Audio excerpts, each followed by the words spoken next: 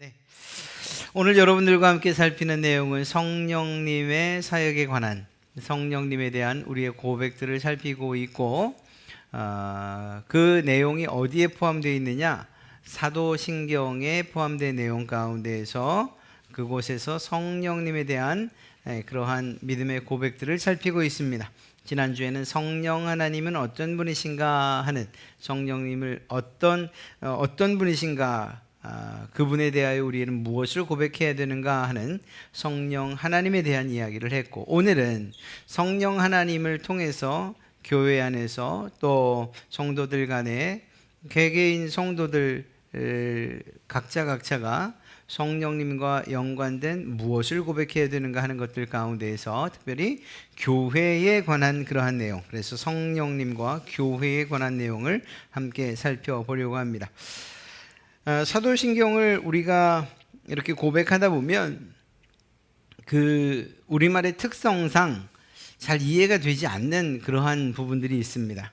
바로 이 부분이 우리가 살피고 있는 내용인데, 성령님에 대한 그러한 믿음의 고백이 어떻게 기록되어 있는가, 어떤 고백인가 하면 성령을 믿사오며, 그리고 나서 계속 이어지죠. 거룩한 공회와 성도가 서로 교통하는 것과 죄를 사하여 주시는 것과 몸이 다시 사는 것과 영원히 사는 것을 믿사옵나이다, 이렇게 한단 말입니다. 이게 틀린 말은 아니고 분명히 맞는 말인데, 누가 무엇을 믿는가에 대한 내용들은 좀 명확하지 않아요. 그래서 실제로 이 바뀌어진 사도신경을 보면 누가 무엇을 믿는가에 대해서 분명하게 고백을 하고 있어요. 그래서 나는 이렇게 시작돼요. 나는 믿습니다. 무엇을? 성령을 믿습니다. 거룩한 공회, 그러니까 거룩한 교회를 믿습니다. 성도가 서로 교통하는 것을 믿습니다. 나는 죄를 사하여 주시는 것을 믿습니다. 몸이 다시 사는 것을 믿습니다. 나는 영원히 사는 것을 믿습니다. 이렇게 한 가지 항목들이 다 구분되어 있는 것이거든요. 그 가운데에서 오늘 우리는 거룩한 교회를 믿습니다. 성도가 서로 교통하는 것을 믿습니다. 이 두 가지 항목을 살펴보려고 합니다. 거룩한 공회, 교회에 관하여 당신은 무엇을 믿습니까? 라고 하는 것이 쉬운 네 번째 질문이고, 그것에 대한 대답은 이렇습니다.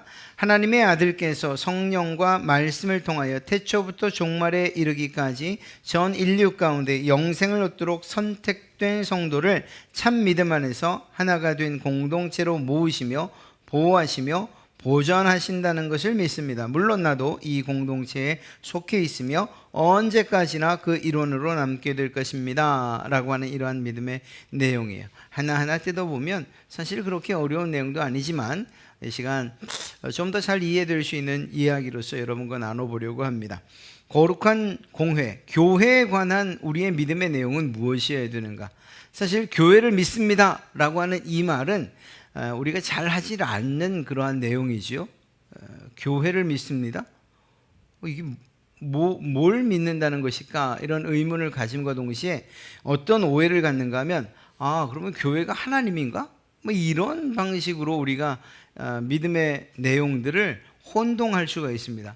교회는 결코 하나님이 아니지요. 그럼에도 불구하고 교회와 하나님을 혼동하게 될 수 있고요. 또 한 가지는 로마 가톨릭 같은 경우에는 교회의 권위를 하나님 그 이상으로, 그래서 예수 그리스도보다 더 높게, 그래서 절대화시키는 이러한 오류를 범했거든요. 그래서 교회보다도 교황이, 그러니까 말씀보다도 교회의 권위, 교황의 권위가 더 높은 그러한 때가 있었죠. 또 그렇게 지금도 이러한 교황의 무오설이라든가 그들의 권위를 더 높게 교회보다, 그러니까 말씀보다 교회의 권위를 더 중요시하고 있습니다. 결코 그렇지 않아요. 교회를 하나님과 혼동해서도 안 되고, 교회의 권위가 말씀의 권위보다 앞설 수도 없어요. 이러한 사실들을 우리가 알고 있어야 됩니다. 그러니까 나는 교회를 믿습니다 라고 할 때 그 이 교회를 믿는다는 말을 오해해서 앞서 말씀드린 것처럼 그런 식으로 혼동해서도 혹은 교회의 권위를 다른 말씀보다 더 높이 둬서도 안 되는 것입니다. 그렇다면 우리가 이 믿는다라고 할 때, 교회를 믿는다고 할 때에 그 고백의 내용은 무엇이어야 하는가? 믿음의 내용은 무엇이어야 하는가? 여러분, 무엇인가를 믿는다라고 할 때는 보이는 것을 믿는다고 말하진 않아요. 그렇죠? 이게 여러분들이 저를 보면서 저는요, 당신이 남자인 걸 믿어요. 아니, 뭘 봐도 남자인데 뭘 믿어요, 믿기는. 그냥 보면 아는 거죠. 그러니까 무엇인가를 믿는다고 했을 때는 보이지 않는 것 혹은 알려지지 않은 어떤 부분에 대해서 믿는다고 표현을 해요. 예를 들면 미국의 그 그랜드 캐년 가보진 않았지만 그림으로만 봤지만 거긴 정말 멋있을 거라고 나는 생각해. 난 그게 옳다고 믿어. 이렇게 얘기하면 그건 믿는다는 말이 맞아요. 제가 눈으로 확인하진 않았지만 들은 소문 혹은 제가 가지고 있는 정보들을 통해서 그럴 것이라고 추정하고 믿는 것이니까 말이에요. 천국도 마찬가지죠. 천국 우리가 보았습니까? 가봤습니까? 아니에요. 그럼에도 불구하고 그곳이 있다는 것도 믿고 그곳이 어떤 곳이라는 사실도 믿어요. 알려져 있지 않고 그리고 확인되지 않았지만 그럼에도 불구하고 보이지 않지만 그럼에도 불구하고 우리가 믿는다고 표현할 때는 그것에 대해서 내가 가지고 있는 이 생각이나 믿음이 확실하다는 이러한 것들을 전제로 믿는다고 말하는 것이죠. 교회를 믿는다라고 말할 때, 교회가 믿음의 대상이라고 말할 때도 마찬가지인 거예요. 교회는 보이지 않는 혹은 알려질 수 없는 부분이 있다라는 것을 의미하는 것입니다. 무슨 소리예요? 교회 이렇게 눈으로 보면 갈릴리 교회 또 무슨 교회 무슨 교회 어느 교회나 들어가 보면 예배실의 모습이나 뭐 이런 게 조금 다를 수 있고 뭐 그럴 수는 있지만 목사 또 중직자들 그리고 성도들의 구성이 있고 예배의 폼이 좀 다를 수 있지만 그래도 예배가 있고 누가 봐도 다 알 수 있는 교회인데 뭐가 알려져 있지 않은 부분이죠? 보이지 않는 부분이 있단 말입니까? 이렇게 물을 수 있습니다만 그 부분에 대해서 이 신앙 고백서는 이 사도신경은 분명히 그러한 부분이 있다라고 말하고 있는 것입니다. 그러니까 우리의 눈에 보이는 단지 가시적으로 보여지는 이 교회의 조직이나 구성이나 또 혹은 모든 예배 형태나 이 모든 것들이 교회의 전부가 아니라는 사실을 우리는 알아야 되는 거죠. 그러면 우리가 이렇게 보이지 않는 부분에 있어서의 교회 어느 부분을 우리는 믿어야 되는가? 교회에 관한 무엇을 믿어야 되는가? 첫째는 이 교회가 사람이 만든 조직이 아니라는 것을 믿어야 되는 것입니다. 우리는 흔히 생각할 때 교회를 세워 또 그리고 그 세우는 주체를 목사나 혹은 어떤 성도들의 일로 이야기를 해요. 그러다 보니까 어떤 일들이 일어나죠? 어떤 교회에서 힘있고 돈 많은 장로나 또 그 무리들이 나와서 교회를 먼저 만들어 놓고 그리고 교육자들을 초빙하는 이러한 일들이 있죠. 그리고 안타깝게도 그 교회 주인은 세운 바로 그 장로 혹은 또 어떤 사람들이 마치 주인처럼 행세하는 이런 일들이 실제로 있단 말입니다. 교회를 사람이 세우는 것이라고 생각하면 안 돼요. 비록 고유번호증이라든가 법적인 아래에서 마땅히 신고하고 또 거기에 대한 증서를 받는 것 이것은 사람이 할 일이지만 그러한 절차들을 사람이 하고 또 노회에 신고를 하고 노회에서 설립 예배를 하고 한다 손치더라도 그래서 사람들이 움직이고 그 사람들에 의해서 교회가 세워지는 것 같다 할지라도 결코 교회는 사람이 세우는 곳이 아니라는 사실이에요. 교회는 하나님이 세우신 기관이라는 사실을 우리는 믿어야 됩니다. 교회에 대해서 이야기할 때에 교회는 사람이 아닌 하나님이 세우신 기관입니다 라고 이렇게 고백할 수 있어야 된다는 것이죠. 일반적으로 교회를 우리는 하나님의 백성 혹은 그리스도의 몸, 성령의 전 이런 식으로 표현을 하지 않습니까? 무엇을 말하죠? 하나님의 백성, 예수 그리스도의 몸, 성령님의 전, 삼위일체 하나님이 함께 세워가시는, 그리고 이 삼위 하나님에 속한 기관이라는 사실을 이야기하고 있는 거죠. 그러니까 교회는 하나님께서 세우신 그러한 기관이다라는 이 사실들을 우리는 가장 먼저 믿어야 돼요. 사람이 세우는 것이다? 그러면 사람들의 회의나 혹은 의견, 이것에 따라서 교회가 이 교회로서의 역할들을 감당하지 못하는 일들이 너무 많이 일어나고, 또 어떤 교회에 대해서 주인 의식을 갖는 것은 아무런 문제가 되지 않지만, 마치 내가 주인인 양 그렇게 행세를 하는 것들 때문에 교회가 갈라지고 나눠지는 일들이 얼마나 많은지 알 수 없어요. 그러니까 교회는 사람이 혹여 행정적으로나 또 눈에 보여지는 부분에 있어서 사람에 의해서 세워진 것처럼 보인다 하더라도 교회는 하나님께서 세우신 기관이라는 사실을 우리는 믿어야 됩니다.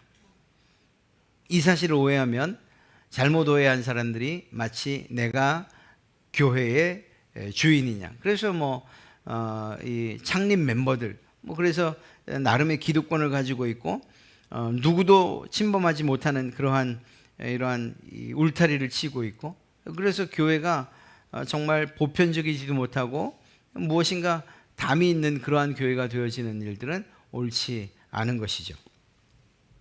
또한 교회는 거룩하다는 사실을 믿어야 됩니다. 교회는 거룩하다. 거룩하지요. 교회는 거룩한 곳이어야 되죠. 그런데 또 보니까 교회가 정말 거룩하냐 보니, 이거 세상에서도 보지 못하던 그러한 안타까운 일들이나 혹은 또 범죄에 가까운 일들이나 비윤리적인 일들이 일어난단 말이에요. 또 그리고 성도들 안에도 그런 사람들이 성도로서 교회를 구성하고 있는 일들이 있다는 거죠. 그런 걸 보면서 교회가 거룩하다고 말하는데 이게 무슨 거룩인가, 이렇게 이야기할 수 있습니다만, 그것의 문제는 교회 본연의 문제라기보다는 교회 구성원들의 문제라고 볼 수가 있는 것이죠. 교회는 거룩합니다. 이 거룩의 의미가 무엇이라고 말씀드렸어요? 이건 제가 늘 말씀드리는 거예요. 거룩은 단지 이런 어떤 모양이나 어떤 행동을 이야기하는 것이 아니고, 거룩의 가장 중요한 그리고 가장 기본적인 의미는 바로 구별이라는 것이죠. 구별. 교회는 구별되었어요. 사람이 세운 것과 구별되어 하나님이 세우신 것이고요. 세상과 구별되어서 하나님께 속한 것이고요. 세상적인 것과 구별되어서 영적인 것이고요. 이렇게 구별된 기관이 바로 교회라는 것입니다. 그런 면에서 교회는 거룩하다, 이렇게 말할 수 있는 것입니다. 말씀드린 것처럼 거룩의 핵심 개념은 구별이지요. 그런 점에서 교회가 거룩할 수 있는 이유는 무엇이냐? 아무리 봐도 저 사람도 거룩하지 않고 저 사람도 정말 거룩하지 않아 보여도 하나님께서 세상 가운데서 구별하여 선택한 자들을 모았다는 점에서 이미 구별된 거룩한 그러한 기관이다, 이렇게 말할 수 있는 것입니다. 우리의 눈에는 저 사람은 도대체 예수 믿는 거 맞아? 저런 사람은 우리 교회 안 나왔으면 좋겠어, 이런 생각을 혹이 한다 할지라도 그것은 얼마나 잘못된 생각인가? 하나님께서 거룩하다고 구별하신 것을 우리가 거룩하지 않아요, 저 사람은 우리랑 달라요, 이런 식으로 선을 긋는, 그래서 베드로가 이 고넬료의 집에 가기 전 봤던 환상에서 위에서 내려오는 각종 더러운 것들을 하나님께서 먹으라고 할 때 전 부정하고 먹을 수 없어요 라고 말했던 그 모습과 똑같은 태도를 우리가 취할 수 있는 그러한 오류를 범할 수 있다는 것이죠. 그러니까 그렇지 않아요? 우리의 눈에 보기에는 거룩하지 않은 구성원들이 있을 수 있고, 또 직분자라고 하면서 어떻게 저럴 수 있어 라고 하는 이러한 이야기들이 나을 수는 있지만, 그러나 그러한 교회 구성원들 때문에 교회가 거룩하지 않은 곳 혹은 구별되지 않은 곳이라고 말할 수는 없다는 것입니다. 오히려 교회는 늘 거룩한 곳이어야 하고, 그렇게 하나님의 선택을 받아서 아직 성화되지 않은 사람들이 와서 성화의 과정을 거치며 성도가 되어지고 신자가 되어지는 곳, 마치 용광로와 같아서 잡철 고철이 들어와도 다 녹아지고 그리고 새로운 깨끗한 순수한 철이 되는 것처럼, 그러한 과정들을 거치는 곳이 바로 교회다. 그래서 교회는 거룩한 곳이라는 사실들을 가지고 있어야 돼요. 이것이 잘못 이해되어서 교회는 거룩한 곳이, 교회 안에서는 정말 예배하는 일들이나 혹은 또 영적인 일들 외에는 다른 것들을 해서는 안 돼라고 하는 이러한 이 이분법적인 이러한 사고로 가는 것도 사실은 문제예요. 이 공간적인 개념, 그리고 예배할 때의 거룩함, 그리고 특별히 여기서 말하는 이 교회가 단순한 건물을 말하는 것이 아니라는 것도 우리는 이해를 해야 됩니다. 그래서 교회는 사실 세상에 이렇게 오픈되어져야 되고 개방되어져야 되고, 여러분 아시잖아요. 믿지 않는 분들이 교회당에, 이 예배당에 한번 나오는 일이 얼마나 어려운지 알 수 없어요. 근데 그분들이 한 번이라도 발을 밟아야지, 한 번이라도 방문을 해야지 뭘 복음을 듣든가 말든가 하죠. 그런 점에서는 교회는 언제나 세상을 향해서 개방되어 있어야 돼요. 누구나 들어올 수 있어야 하고요. 그럼에도 불구하고 교회가 거룩한 곳이라고 말해야 하는 이유는 무엇인가 하면, 단순하게 보여지는 건물을 말하는 것이 아니고 성도들의 무리라고 하는, 성도들의 모임이라고 하는 것을 교회라고 이야기할 때는 당연히 구별된 그러한 곳이다, 거룩한 곳이다, 이렇게 말할 수 있다는 것입니다.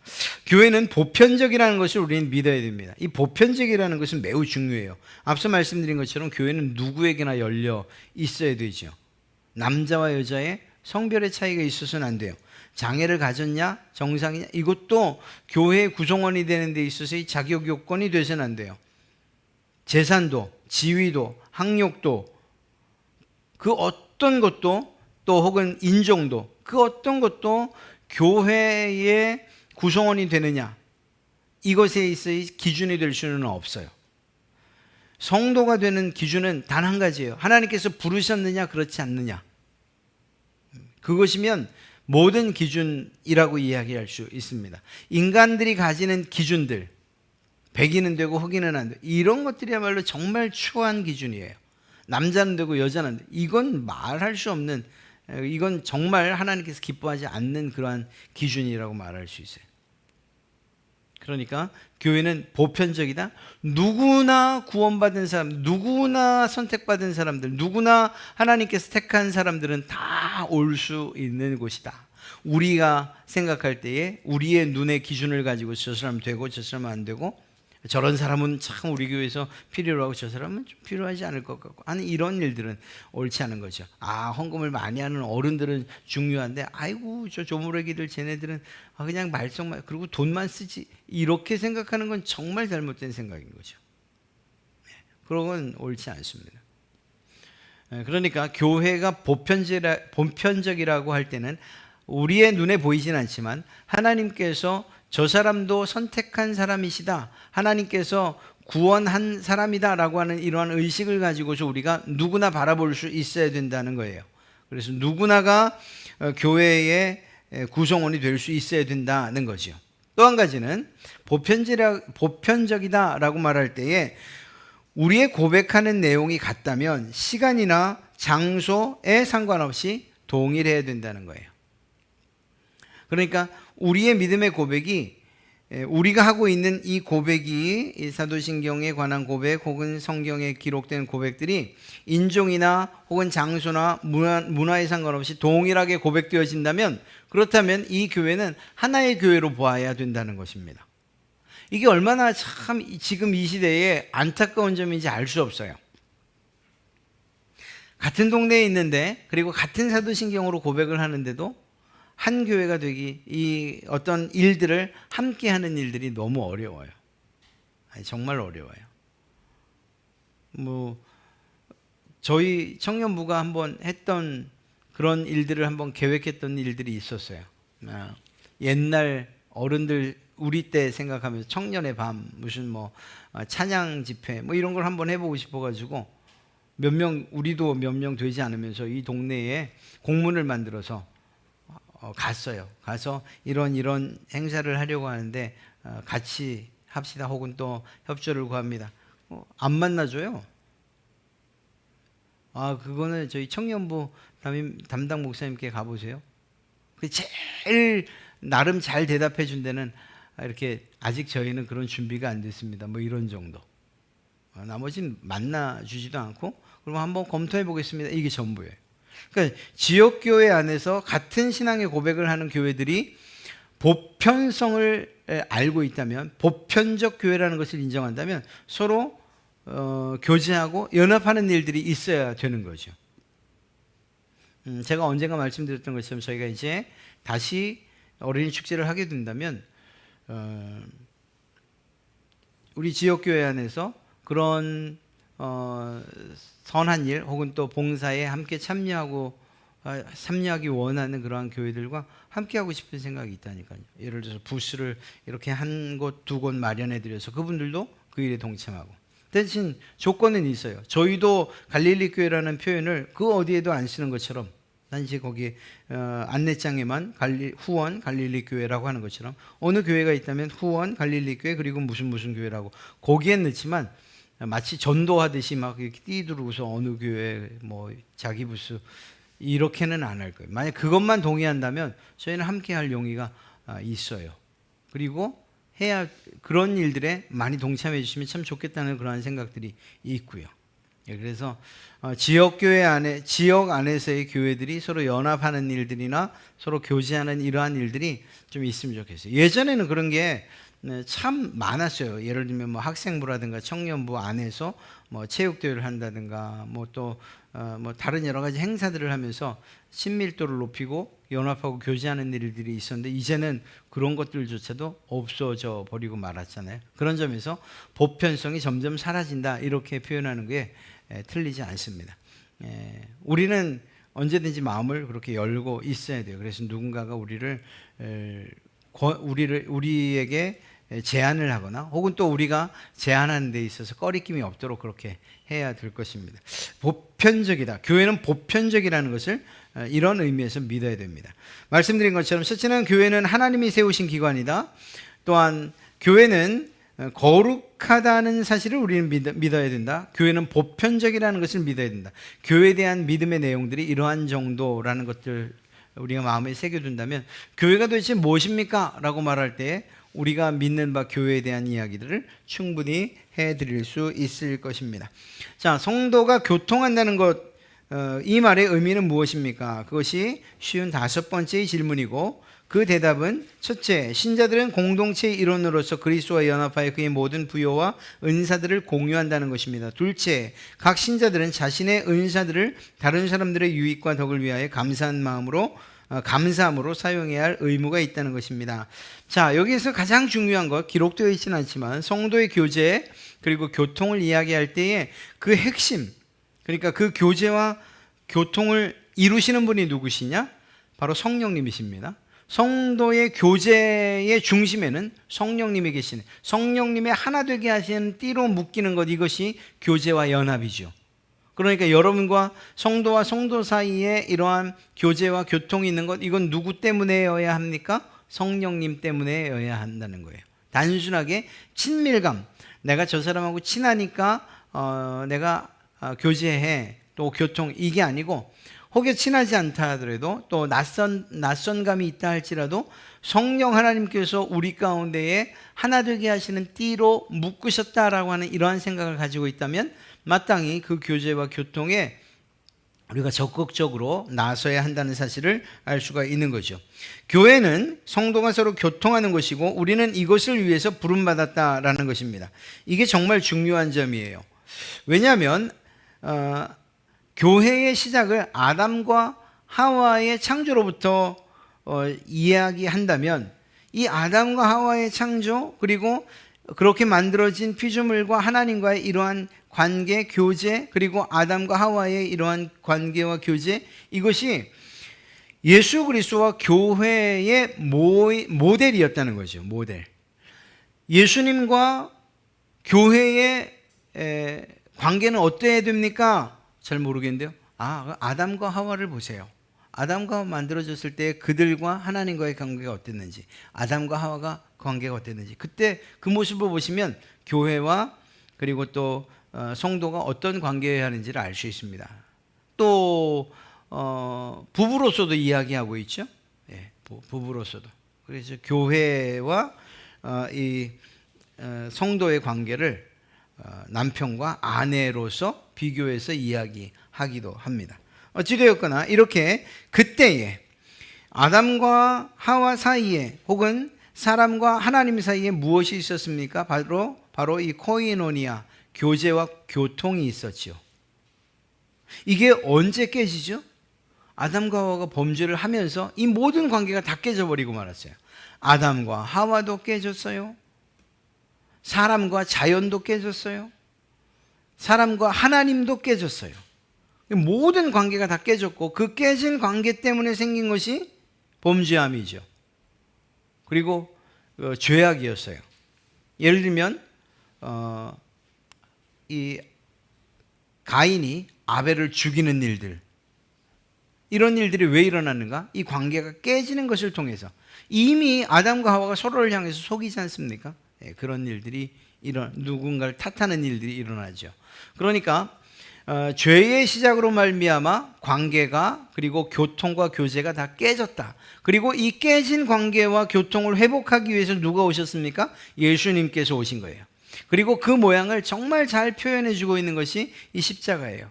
예수님께서 매달린 그 십자가의 모양을 보면 예수님께서 이 땅에 오신 목적을 우리는 분명하게 알 수 있어요. 예수님께서 오신 목적이 무엇이냐? 하나님과 사람 사이를 다시금 이어주시기 위해서, 그 관계를 회복시켜 주시기 위해서, 사람과 사람 사이를 다시금 이어주시기 위해서, 교통과 교제를 회복시켜 주시기 위해서 예수님께서 오시는 것을 통해서 예전에 아담과 하와의 범죄함으로 깨졌던 그 관계 회복이 예수 그리스도로 말미암아 다시 회복되었다. 이렇게 이야기할 수 있는 것이죠. 그런 점에서 교회는 이러한 교통이 이루어져야 되는 곳이다. 그러면 교통은 누가 하는 것이냐? 성령님께서 가능하게 하시고 또 중재 역할을 하시지만 우리의 눈에 보여지고 또 실제적으로 느껴지는 그 교제의 주체, 교통의 주체는 바로 성도들이에요. 성도와 성도 간의 교통이 이루어져야 되는 것이죠. 거룩한 물이라는 그러한 공통점이 있어요. 모두가 다 구별되었고 모두가 다 하나님께서 선택한 사람들이 모인 것이 교회지 않습니까? 그렇다고 한다면 교회 안에 모든 성도와 성도는 함께 교제하고 교통해야 돼요. 그런데 이때 이 모든 신자들, 이 성도들이 원래 거룩한 사람들이었습니까? 아니죠. 모두가 다 죄인이었는데, 그런데 우리가 믿음을 통해서 예수 그리스도의 지체가 되었고 그로 말미암아 성도라는 이름을 갖게 된 것이죠. 그러니까 우리는 누구도 깨끗한 사람이 없어요. 우리의 원래 모습을 보면 다 죄인에 불과해요. 그러니까 자랑할 수 없어요. 교만할 수도 없어요. 직분을 가졌다고 의시돼서도 안 돼요. 제가 목사니까 목사 말에 이렇게 말해서는 큰일 나는 거예요. 내가 장로인데 어디 이렇게 말하면 정말 안 되는 거예요. 내가 선생인데 이 제자가 말이야 이렇게 얘기해서도 안 돼요. 학생 주제 이렇게 말하는 건 더더욱이 안 되는 거예요. 우리가 가지고 있는 직분이나 혹은 직위가 상하의 구분이 아니라니까요. 그것을 이야기하기 이전에 만약 그런 생각이 든다고 하면 내가 목사인데 라는 이런 생각이 들면 그 전에 내가 어떤 존재였는가를 생각해요. 우리는 죄인이에요. 죄인이라는 측면에서는 여러분이나 제가 다 똑같잖아요. 그리고 그러한 죄인에게 하나님의 은혜가 동일하게 베풀어졌고 그 하나님의 은혜로 말미암아서 성도가 되고 신자가 된 것이잖아요. 그렇다고 하면은 이러한 직분이나 직위는 교회 안에 어떤 이 행정적인 일들이나 또 각기 맡겨진 그러한 책임의 영역이 있는 것이지, 이것이 어떤 사람은 귀하고 어떤 사람은 천하다, 어떤 사람은 높고 어떤 사람은 낮다, 이것을 이야기하는 것은 결코 아니라는 거예요. 그런 점에서 모두가 동일한 관계, 동일한 지위, 동일한 수준에서 교제와 교통을 나눌 수 있어야 되는 거예요. 아니 이것도 그런데 내가 부자니까, 내가 돈이 좀 많으니까, 내가 좀 많이 배웠으니까 교회 안에서 다른 그렇지 못한 사람들에게 하대하면서 깔보면서 이야기를 한다? 결코 있어서는 안 되는 일이죠. 그러니까 이런 거예요. 어떤 교회에서 하는 것처럼 오늘은 국회의원이 오셨습니다. 손뼉 칠 일이 아닌 거예요. 국회의원이면 그 사람도 역시 죄인인 걸. 대통령이 와도 마찬가지예요. 제가 좀 난감한 일을 겪긴 했죠 그때. 이훈 씨가 국회의원 막 선거 전에 유세 다닐 때 저희 어린이 어르신 식사 봉사하는데 오셨잖아요. 그래서 제가 들어가시는 건 안 돼요. 그냥 밖에서 나오시면 인사하세요. 이랬잖아요. 이거 교회 다 모여 있는데 굳이 뭐 자기가 차린 상처럼 그렇게 얘기하는 게 전 싫었던 거예요. 그래서 누구도 다 들어올 수 없다고 하시려면 밖에서 하라고. 그런데 그분이 됐잖아요. 되고 예배드리러 왔잖아요. 참 죄송하긴 하더라고요. 근데 뭐 왔다고 제가 뭐 따로 인사하거나 광고 시간에 뭐 그렇게 말씀드리지 않았어요. 왜냐하면 그냥 그분도 그냥 하나님 앞에서 한 성도, 그 이전으로 가면 한 죄인에 불과하거든요. 이건 누구나가 다 마찬가지인 거예요. 유명한 목사님이 오셔도 마찬가지예요. 그런데 교회 안에서 그런 것들이 어떤 권력이 되고 힘이 돼서는 안 된다는 거죠. 적어도 우리 갈릴리 교회에서는 그런 일들이 있어서는 안 돼요. 누구나 다 똑같은 성도고 똑같은 은혜를 경험한 자이고, 그리고 누구나 똑같은 천국 백성이에요. 그리고 그 이전을 보면 누구나 다 죄인이에요. 이러한 사실들을 우리가 생각하고 있을 때 교만해지지도 않고 그냥 또 이렇게 주눅 들어서 살지도 않아요. 아니 뭐 좀 없으면 어때요? 다 죽어서 하나님 나라 가면 다 똑같은 것을. 그러니까 없다고 주눅 들 필요도 없는 것이고 있다고 자랑할 필요도 없는 것이죠. 이러한 일들을 바로 이러한 성도의 교제 안에서 아주 중요한 일인 것입니다. 무엇보다 교회가 성도들의 교제라고 말할 때 성도는 무엇인가 나누어 줄 수 있는 사람들이라는 거예요. 아니 무슨 소리예요? 저는 줄 게 없어요. 제 처지를 아시면서 뭘 자꾸 주라고 하십니까? 아니에요. 예수님을 믿는 그 순간 우리는 그 예수님께로부터 모든 부요와 은사들을 얻게 되거든요. 아니라고 부인하지 마십시오. 성령님께서 여러분들에게 은사를 선물로 주신다니까요. 예수 그리스도와 연합하는 순간 그 사람의 특성과 그 사람에게 가장 알맞는 선물들을 주신다니까요. 그러한 것들이 무엇이 있는가? 지혜의 말씀이나 지식이나 믿음이나 병 고치는 은사나 혹은 능력이나 혹은 예언하는 은사나 영분별이나 방언이나 방언을 통역하는 것이나 또 이런 어떤 리더십이나 또 다스림, 또 재능, 뭐 예술, 또 권위, 또 어떤 사람을 잘 돕는 은사, 잘 들어주는 거, 이 모든 것들, 중보기도, 이게 다 은사예요. 이게 다 누구에게나 똑같지 않아요. 어떤 사람에게는 정말 중보기도하는 그러한 은사를 주셨고, 어떤 사람에게는 좀 더 활동적인, 그래서 막 그냥 겉으로 드러나는 일들, 어떤 분에게는 정말 음식을 잘하는 이런 은사를 주셨을 수도 있어요. 이런 은사들을 주셨을 때에 교회 안에 누구나 모든 성도들에게나 누군가에게 도움이 될 만한 이런 은사들을 주셨다는 사실을 우리는 믿는 거예요. 그리고 그 은사들은 자기를 위해서 사용하는 것이 아니라 다른 사람을 위해 사용하도록 주셨다는 것, 이걸 믿는 거예요. 그렇게 믿는 사람들은 교회 안에서 성령님께서 은사를 주시잖아요. 예를 들어서 방언이나 혹은 또 병 고치는 은사를 주셨다? 그러면 그것 가지고서 내가 이 기도만 하면 병이 낫지 이렇게 큰 소리 칠 일이 아니에요. 그냥 조용히 기도하는 거예요. 그것 때문에 높아지거나 교만해져서는 안 되는 거예요. 왜? 그건 자기의 영광을 위해서가 아니라 그 아픈 사람을 위해서 기도하도록, 그를 위해 신유의 은사를 베풀도록 하나님이 주신 것이니까요. 누군가를 잘 가르치는 은사가 있으면 가르치는 은사대로 그 일들을 해야 하는 거예요. 모든 재능들이 다 같지 않아요? 달라요? 그 이유는 그 각기 다른 재능들과 그리고 하나님이 주신 은사가 교회 안에서 두루두루 다른 사람들을 위해서 사용되어져야 되기 때문이에요. 물질도 하나님이 주시는 선물이라고 생각할 때 그 물질은 어떻게 사용되어야 하는가? 마찬가지인 거예요. 하나님이 내게 복 주셨으니 제가 잘 먹고 잘 살겠습니다, 이게 아니고 어떻게 하면 다른 사람들에게 도움이 될 수 있을까? 교회의 덕이 될 수 있을까? 이건 뭐예요? 기도의 은사를 받으셨다면 난 좀 좋은 은사 주지, 맨날 이 기도하는 은사, 그렇게 불평할 게 아니고 그 기도를 통해서 누군가를 돕고 중보하고 그리고 또 교회의 덕을 세우는 이런 일들을 위해서.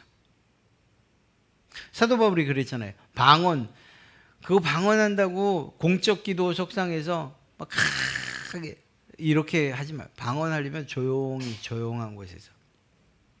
왜냐하면 그 방언하는 것으로 인해서 자기 자랑을 삼을까 봐.